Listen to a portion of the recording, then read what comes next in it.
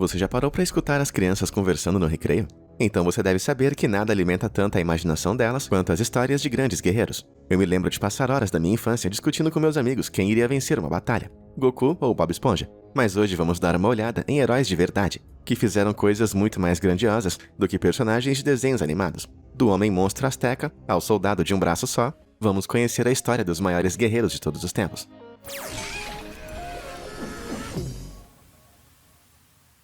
William Marshall. A gente sempre imagina os cavaleiros medievais como bravos guerreiros, ansiosos para entrarem em batalhas emocionantes contra o inimigo digno. Mas a verdade não era sempre que eles não ficavam brandindo suas espadas contra adversários ameaçadores. Na maior parte do tempo, eles ficavam ameaçando pessoas indefesas que mal sabiam empunhar uma espada. Nada muito heróico, não é mesmo? A luta de justas, por outro lado, exigia habilidade de verdade. Essas competições permitiam que cavaleiros experientes praticassem combater outros guerreiros igualmente fervorosos, numa tentativa de descobrir quem era o melhor. E na Inglaterra do século XII, ninguém era melhor do que William Marshall. Nascido por volta de 1146, Marshall foi sequestrado por rebeldes enquanto ainda era criança, numa tentativa de extorquir o seu pai. Mas acontece que o pai de jovem Will não queria brincadeira, e ele disse aos bandidos que eles podiam ir em frente e enforcar o garoto, e que podia fazer outros filhos. Isso que eu chamo de pai do ano. Percebendo essa sinistra dinâmica familiar, eles libertaram o pobre William sem maiores incidentes. Mas esse caso com certeza ficou marcado no garoto, que aos 12 anos fugiu para a Normândia para treinar e se tornar um cavaleiro. Em 1166, agora com 20 anos de idade, ele finalmente lutou sua primeira batalha de verdade. Pouco tempo depois, ele começou sua carreira em torneios, usando uma massa no combate corpo a corpo ou uma lança em batalhas a cavalo. Depois de acumular vitória após vitória, ele chamou a atenção da rainha Eleanor e acabou virando seu campeão, lutando batalhas em sua honra e se tornando uma espécie de celebridade da Idade Média. Marshall era um cavaleiro de justa excelente, derrotando adversários e mais adversários, e sendo conhecido por ter derrotado mais de 500 guerreiros em sua carreira. Marshall era tão admirado que até foi acusado de ter tido um caso com a esposa do rei Henry, mas as acusações nunca foram comprovadas. Sendo um homem de grande valor, Marshall se casou com uma pessoa da família real aos 42 anos de idade, se tornando o primeiro conde de Pembroke. Ele também acabou se tornando o único homem a conseguir derrubar o rei Richard de Lionheart de seu cavalo. E isso realmente deixou o rei impressionado, já que em seu leito de morte, Richard confiou a Marshall a tarefa de escolher o seu sucessor. Sempre corajoso, Marshall continuou batalhando até a idade avançada de 70 anos, sob o reinado de Rei John, que ele mesmo escolheu como monarca. Eu só queria ver a cara do pai dele depois dessa. Rainha dos Piratas. Yahoi, para de sério, vamos dar uma banda pelo mar, seu verme sujo. Foi mal. É que eu me empolgo um pouquinho pra falar de piratas. Principalmente dessa daqui, Ching Shi, a rainha dos piratas. Ela nasceu em uma família muito pobre no ano de 1775, na província de Guangdong, na China. Depois de uma infância difícil, ela foi sequestrada por Zheng Yi, o capitão da infame frota de navios piratas, Red Flags. Apaixonado por sua beleza e inteligência, o pirata a pediu em casamento. Mas Ching Shi não era boba nem nada, e fez o capitão assinar um acordo pré-nupcial, lhe garantindo a posse de 50% dos rendimentos e de uma parcela da frota de navios. Depois de casada, Ching Shi surpreendeu a todos com sua aptidão para a pirataria. Ela comandou invasões, planejou ataques e partiu para o ataque. Sob seu comando, a frota dos Red Flags passou de 200 navios para mais de 1.800 em poucos meses. A razão para tamanho sucesso se deu por conta do pulso firme de Ching Shi. Ela reescreveu o Código dos Piratas, dando aos marujos muito mais liberdade, mas também punições mais severas pela desobediência. Quando Zheng Yi morreu em 1807, Ching Shi assumiu o comando. Sob sua liderança, a frota ficou imparável, acumulando uma riqueza imensa e exercendo poder sem precedentes sobre o mar da China. E logo ficou evidente que Ching Shi levava a sério o ditado do Homem-Aranha: com grandes poderes vem grandes responsabilidades. Qualquer pirata que fosse encontrado tentando roubar era condenado a perder uma parte do corpo como pagamento pelo crime. E quem quer que ousasse protestar era morto na hora. Além disso, ela também garantia proteção aos inimigos que se rendessem. Isso fazia com que seus números crescessem exponencialmente. Afinal, fazia muito mais sentido o marujo se render e talvez poder se juntar a ela, do que lutar e morrer. Embora estivesse apavorado de medo de Ching Shi, o governo chinês sabia que teria que fazer alguma coisa. Eventualmente, os Red Flags se viram forçados a enfrentar a grandiosa e toda-poderosa Marinha Imperial Chinesa da dinastia Qing, e os piratas acabaram com eles em apenas algumas horas. A derrota foi um vexame tão grande que o imperador ficou sem ação. Ele acabou tendo que propor um acordo inusitado. Se Ching Shi encerrasse suas operações, ela teria o perdão total por seus crimes, além de poder manter tudo que já havia saqueado, e ainda continuaria operando seus outros negócios legitimamente. Sabendo que a vida de um pirata, inevitavelmente, acaba em um banho de sangue, Ching Shi aceitou o acordo. Ela dissolveu os Red Flags e se aposentou numa vida de luxo. Eu acho que isso a tornou a pirata mais bem-sucedida de toda a história. Toma essa, Jack Sparrow. Leônidas. Talvez você reconheça Leônidas, em sua representação reluzente e brilhante por Gerard Butler no filme 300 de Zack Snyder. Mas o diretor de Hollywood não foi o primeiro a representar Leônidas dessa maneira. Dá só uma olhada nessa pintura, de 1814. Será que ele não tinha outra roupa, além de cuecas? Talvez ele só gostasse de exibir o seu tanquinho para os outros espartanos. Afinal, o cara era brabo. Ele viveu em algum período entre 900 e 132 a.C., na Grécia Antiga. E com certeza o espartano era o tipo de pessoa cabeça dura e que gosta de uma briga. Com apenas 7 anos de idade, todos os garotos espartanos eram tirados de suas famílias e submetidos ao ágoge, um treinamento militarista financiado pelo Estado, com a intenção de transformá-los em soldados invencíveis. No treinamento, a comida era escassa, as brigas eram encorajadas, e uma vez que era esperado que todo espartano se tornasse um soldado por toda a sua vida, até mesmo a ideia de se render era considerada a maior de todas as desgraças. Apesar de Leônidas nascer na realeza, ele não foi exceção. Ele, assim como muitos outros, sobreviveu ao ágoge, mas nunca esteve em seus planos se tornar governante. Seu meio-irmão, Cleomenes, era o rei por direito, mas acabou enlouquecendo. Então a coroa foi passada para Leônidas. E cara, que abacaxi que ele herdou! Os persas, em 480 a.C., liderados pelo astuto rei Xerxes, marchavam para a guerra sobre a Grécia. Várias cidades-estado gregas já haviam sido tomadas pelo imenso exército de Xerxes, mas Leônidas não ia deixar barato. A lenda conta que na Batalha de Termópilas, Leônidas e apenas outros 300 espartanos emboscaram com sucesso mais de 2 milhões de persas, numa passagem estreita nas montanhas, durante 3 dias sangrentos. Enquanto todos os espartanos acabaram sendo mortos. Seus sacrifícios inspiraram o resto da Grécia a tomar uma atitude, resultando na expulsão das forças persas. Essa história é muito heróica, inspiradora e realmente inacreditável. Mas também não é totalmente verdade. Embora a história dos 300 espartanos não seja necessariamente irreal, um pequeno detalhe importante não foi contado. Os espartanos não estavam sozinhos. Leônidas havia se aliado com diversos outros estados gregos antes da batalha, e eles ajudaram os espartanos. Eu sei. Eu não queria estragar a festa, mas a verdade é que havia mais ou menos 7.000 soldados no lado grego, e algo entre 100 a 300 mil persas. Mas ainda assim, essa é uma vitória muito incrível para os gregos. Se os números estiverem corretos, os persas teriam entre 14 e 42 soldados para cada um soldado grego. Imagina só estar parado no meio de uma tormenta, com lance e escudo em punho, e percebendo que você tem que derrotar míseros 42 soldados. Na minha opinião, Leônidas ainda é um grande guerreiro, sem exagero. Chandragupta Maurya. Há quem diga que a vingança é um prato melhor servido frio, mas nosso próximo guerreiro, Chandragupta Maurya, preferia a dele servida na ponta de uma lança, na própria sala do trono de seu inimigo. No século IV a.C., a Índia era governada pelo cruel rei Nanda, com quem nem o próprio Alexandre o Grande queria briga. Apesar do poderio militar, o rei Nanda estava preocupado com a crescente força do clã subordinado, Maurya. A lenda conta que uma noite, o rei convidou toda a família para um jantar em seu palácio, e então os prendeu em seus porões. Enquanto os Maurya sucumbiam à fome, o patriarca da família os fez jurar que se algum deles conseguisse viver, eles deveriam destruir o rei Nanda. Por fim, apenas o jovem Chandragupta restou. Para zombar ainda mais da prestigiosa família, o rei Nanda libertou o rapaz enfraquecido em uma vida miserável. Depois que perdeu tudo, Chandragupta se conformou com sua vida na pobreza, até que o sábio Chanakya o encontrou. Chanakya havia sido insultado pelo rei Nanda em sua corte e jurou não cortar o seu cabelo até que ele fosse vingado. E o cabelo do sábio já era bem comprido. Juntos, os dois fizeram um juramento de sangue para derrotar o rei Nanda. Enquanto a autenticidade histórica dessa lenda seja bem discutível, o que a dupla fez é inegável. Chandragupta foi treinado nas artes da guerra e da liderança por Chanakya e se tornou um guerreiro brutalmente corajoso. Chandragupta fez alianças com diversos clãs de dinastias indianas, treinou elefantes de combate e derrotou todos os que tentaram se opor, adicionando os soldados que sobreviveram às suas tropas. Apesar de ser o último de sua família, Chandragupta restaurou a dinastia Maurya a uma força incrível. Finalmente, Chandragupta lançou seu ataque sobre o palácio do rei Nanda, e depois de uma longa e sangrenta batalha, ele se encarregou pessoalmente de executar o rei, em seu próprio trono. Chandragupta, então, rapidamente expandiu as fronteiras do novo Império Maurya, reconquistando territórios que o próprio Alexandre o Grande havia tomado algumas décadas antes. Com uma força de vontade incomparável, Chandragupta eventualmente abdicou ao trono do império que ele mesmo havia criado, dando sua missão por encerrada. Eu não abro mão nem do último pedaço de pizza. Imagina só de um império inteiro que se estendia do sul da Índia até o Paquistão. Chandragupta passou o resto de sua vida como um eremita solitário e morreu meditando em uma caverna isolada. E Chanakya finalmente conseguiu cortar o cabelo.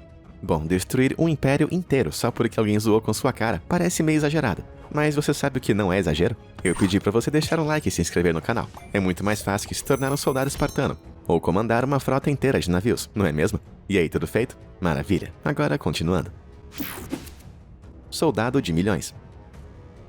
Já me disseram que eu poderia comer por 12 pessoas, mas nem mesmo eu posso imaginar ser chamado de soldado de milhões. No entanto, esse título foi conferido ao soldado português Aníbal Milhais. que apesar de seu bigode bem atraente, tinha apenas 22 anos quando foi para a Batalha de Lys. Esse violento conflito aconteceu no norte da França, em 1918, durante o último ano da Primeira Guerra Mundial. Durante dias, Milhais e seus camaradas haviam enfrentado o tormento de um incessante bombardeio alemão. Em uma manhã nublada, o bombardeio de repente parou misteriosamente. Milhais se aproximou de sua arma e avistou soldados que ele não tinha reconhecido, pulando nas trincheiras à sua frente. Percebendo que o bombardeio havia sido um disfarce para uma aproximação alemã, Milhais começou a atirar sobre as sombras, que se aproximavam na neblina. Muitos portugueses tentaram correr e se juntar a ele, apenas para serem derrubados pelos alemães que estavam escondidos no nevoeiro. Milhais continuou a atirar em qualquer coisa que se movesse na neblina, derrubando sozinho dezenas de homens. No entanto, o número de alemães era grande demais, e Milhais foi forçado a recuar. Ele se reagrupou rapidamente com vários aliados atrás de um muro, mas percebendo que estavam com medo, mandou que fugissem e disse que lhes daria cobertura.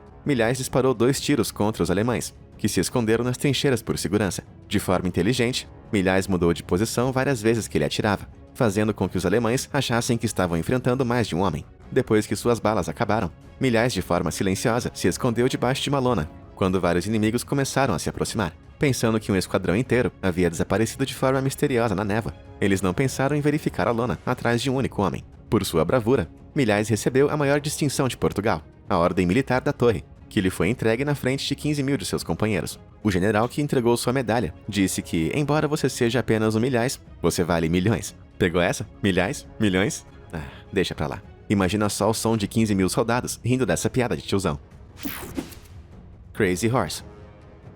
Você se acha durão? Se sim, aposto que não como nosso próximo herói. Esse é o guerreiro Lakota Sioux, Crazy Horse. Nascido ao redor de 1842, ele era um homem de bravura inigualável. Com apenas 12 anos de idade, Crazy Horse resgatou seu irmão de um urso pardo raivoso, lutando com sucesso contra a besta, usando apenas um laço. Reconhecido por seu espírito, Crazy Horse tornou-se um jovem guerreiro venerado, nunca hesitando em se colocar em perigo. Quando o ouro foi descoberto, nas Colinas Negras, que ficavam no território Sioux, a convivência pacífica estabelecida anteriormente entre os novos colonos americanos e os Sioux se desfez. Apesar dos tratados firmados com os Sioux, os novos colonos americanos não conseguiram resistir ao doce apelo do ouro.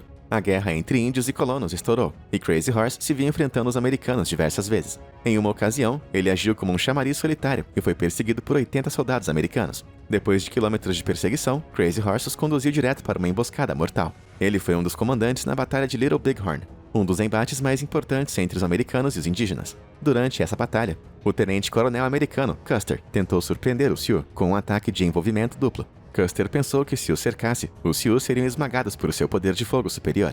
No entanto, foram as forças de Custer que acabaram cercadas e foram derrotadas de forma contundente. O cerco de um exército maior por um exército menor é bem raro na história militar, sendo que foram realizados apenas por pessoas como Aníbal Barca e Alexandre o Grande, ambos considerados alguns dos maiores comandantes de todos os tempos. Percebendo a movimentação, os Sioux também começaram a circular as tropas americanas, em um contramovimento de envolvimento duplo, e tudo isso com armas inferiores. Mas infelizmente, essa vitória não durou muito tempo. Os americanos começaram a caçar os búfalos nativos, até sua extinção no final dos anos 1870. Esses animais eram muito importantes para a agricultura Sioux, que acabaram perecendo sem eles. Crazy Horse acabou cedendo às exigências americanas e levou seu povo para uma pequena aldeia. Em 1877, com apenas 35 anos, Crazy Horse foi assassinado durante as negociações de paz com os Estados Unidos. Sua memória ainda é honrada com a cavalgada anual dos Lakota, em homenagem a Crazy Horse, além de seu gigantesco monumento. Embora seja bem incrível, esse memorial é infelizmente entalhado em uma montanha que muitos Sioux consideram sagrada. Isso é como tentar honrar um cristão escrevendo bom trabalho no teto da Capela Sistina. Morte Branca. Com certeza ninguém se divertiu muito durante a Segunda Guerra Mundial, não é mesmo? Não foi bem um período relaxante na história. Bom, em 1939, quando a URSS invadiu a Finlândia, o país estava passando por um período realmente terrível. No início da invasão, a população da Finlândia, que era de mais ou menos 3,7 milhões, enquanto a URSS tinha mais ou menos 175 milhões. Não parece muito equilibrado. Ainda assim, a Finlândia tinha uma coisa que os soviéticos não tinham: Simo Häyhä. Nascido em 1905, Simo levava uma vida bem simples como fazendeiro. Quando os soviéticos invadiram, porém, ele pegou seu rifle e saiu em defesa de seu país, passando por vários de seus troféus de atirador de elite ao sair. Apesar de ser um humilde fazendeiro, Simo tinha os olhos de um falcão, a disciplina de um atleta e os reflexos de um comentarista do YouTube, sempre que eu pronuncio uma palavra errada. Em apenas 98 dias, Simo se tornou o atirador mais mortal da história da humanidade, adquirindo o apelido A Morte Branca. Simo ganhou esse apelido porque em suas florestas nativas ele conseguia se tornar invisível. Ele vestia-se de branco, enterrava-se na neve e até colocava gelo na boca e nas narinas. Isso esfriava o seu hálito, de modo que não ficava visível no frio. Simo sabia que um único erro poderia significar a morte, então ele mudava constantemente de lugar. Sempre que ele mirava em um alvo, ele ficava esperando, sem nunca perder a calma ou disparando muito cedo, eliminando os inimigos apenas quando era vantajoso. Esquadrões inteiros foram enviados para a floresta em busca de Simo, e a maioria nunca conseguiu voltar. Como se isso não fosse aterrorizante o suficiente, Simo não usava nenhum tipo de escopo em sua arma enquanto mirava. Ele temia que isso entregasse sua posição se brilhasse ao sol. Ou seja, Simo fazia todos os seus disparos, confiando apenas em sua visão. Cara, tem hora que eu não consigo nem encontrar o cursor do mouse na minha tela. Imagina isso. Simo foi atingido apenas uma vez, e de raspão. Os soviéticos até tentaram explodir a floresta inteira, só para atingir Simo, e infelizmente eles conseguiram. Um morteiro explodiu bem na sua cara, mas não matou ele. Depois de diversas cirurgias reconstrutivas, Simo sobreviveu, cheio de cicatrizes, mas ainda vivo. A guerra terminou uma semana depois, e ele viveu até a idade avançada de 96 anos. Mas em seus menos de 100 dias de guerra, ele passou da marca de 500 mortos, mais de 5 soldados por dia. Esse é um placar muito invejável. Tlaoicoli. Tem gente que quer morrer pacificamente durante o sono. Já outras pessoas preferem morrer nas mãos dos guerreiros águia astecas. Escolha o que você achar melhor. Conheça Tlaoicoli, o guerreiro da América Central nascido em 1497, na tribo Tlaxcala.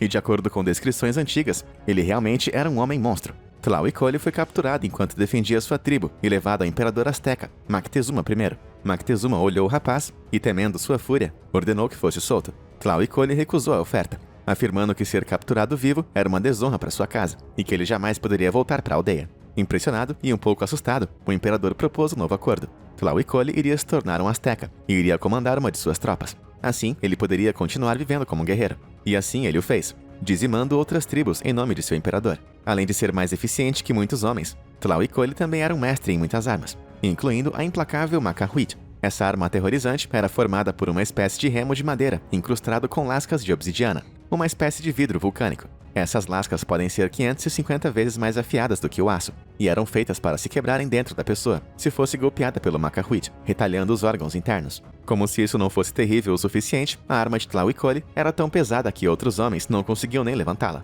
Pode esquecer os danos internos, eu teria medo de virar panqueca no impacto. Quando o Império Azteca começou a se expandir, Tlaoicoli se viu diante de uma tarefa terrível: subjugar e conquistar sua antiga tribo. Ele estava em um grande dilema. Ele não podia lutar contra seu povo, mas como guerreiro, ele também não podia negar essa luta. Parece que a única opção que restou para ele era aceitar a sua execução em um combate. Em uma manhã quente e úmida, Tlaoicoli entrou no círculo cerimonial de pedra e esperou por seus oponentes, 8 guerreiros águia astecas, os guerreiros mais cruéis do Império, e todos ávidos pela chance de derrotar o Homem-Monstro. Para o azar deles, Tlaoicoli derrotou todos, um por um.